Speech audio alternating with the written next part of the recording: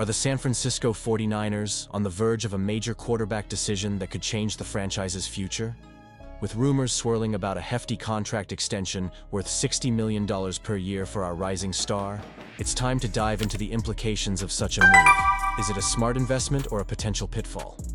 Stay tuned as we unpack the latest news and insights that every true 49ers fan needs to know.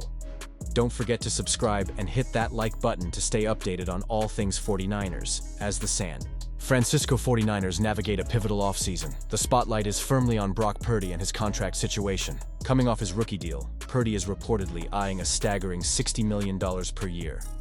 Now, let's be real for a moment. Is he worth that?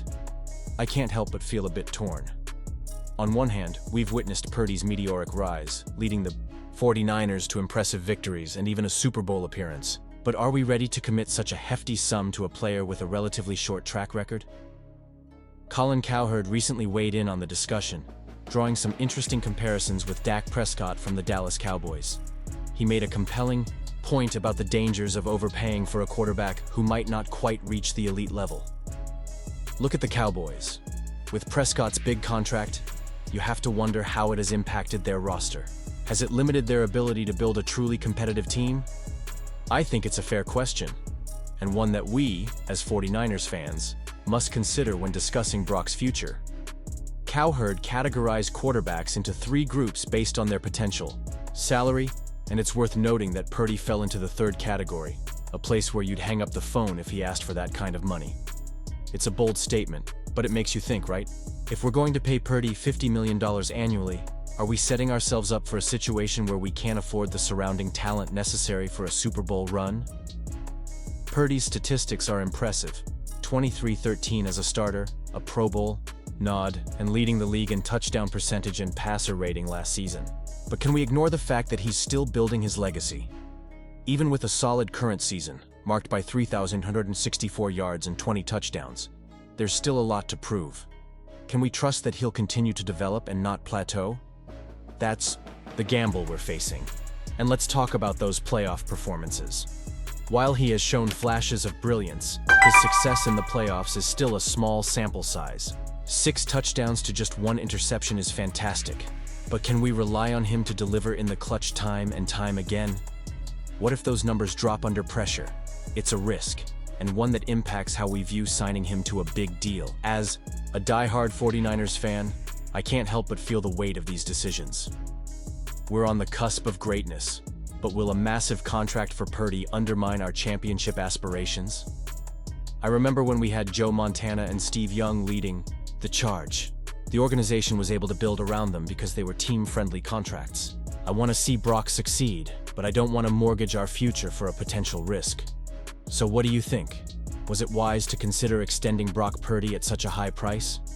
I'm genuinely divided on this issue. On one hand, I want to reward him for his achievements, but on the other, I fear the repercussions of a bad financial move. As a passionate San Francisco 49ers fan, and your go-to source for NFL news on YouTube, I want to dive deep into the recent reflections from our star wide receiver, Deebo Samuel, regarding the emotional toll of Super Bowl losses. When you hear Deebo talk about feeling depressed after those heartbreaking defeats, it hits home.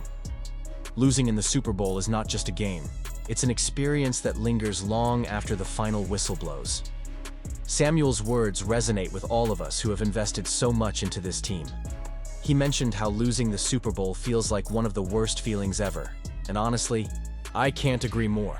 The 49ers went through grueling training camps and intense seasons, only to fall short against the Kansas City Chiefs, not once, but twice. Can you imagine the emotional roller coaster?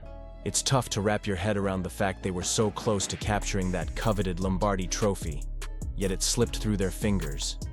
In Super Bowl Live, the 49ers were up against the Chiefs and led for most of the game, only to watch Kansas City score 21 unanswered points in the fourth quarter.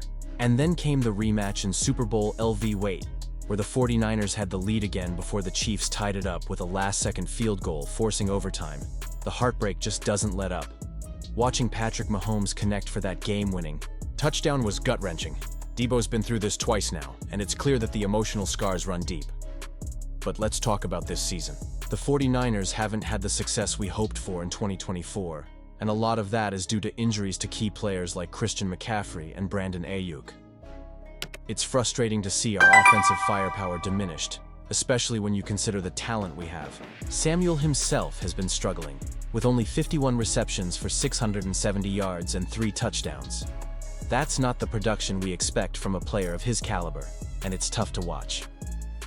Now, with the 49ers set to miss the postseason, we have to ask ourselves, what's next? Will the front office make some bold moves to shake things up, or will they stick to their current plan? I have to say, I'm divided on this.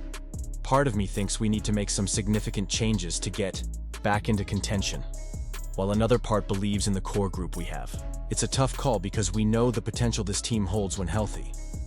As fans, we live and breathe this team, and it's hard not to feel the weight of these decisions. They affect our hopes and dreams, the very essence of what it means to be a 49ers supporter. That's why I want to hear from you. What do you think? Do you believe this is the right path forward for our beloved team? Share your thoughts in the comments. It's essential for us to engage in these conversations as we navigate through the highs and lows together. Let's also take a moment to reflect on the emotional aspect of being a fan. We connect with these players, their struggles, and their triumphs. When Debo talks about his battles with depression after the Super Bowl losses, it makes us realize just how human these athletes are. They put everything on the line for us, and their pain is our pain. So, let's support them as they work through these challenges. I urge you to keep the faith. The 49ers have a rich history and a bright future ahead. We've seen them rise before, and we can see them rise again. Don't forget to like, share, and subscribe to the channel for all the latest updates and analysis. And make sure to hit that notification bell so you never miss a moment of our journey through this NFL season. So, I ask again, what's your take on the current situation? Are you hopeful for the future, or are you feeling the weight of disappointment?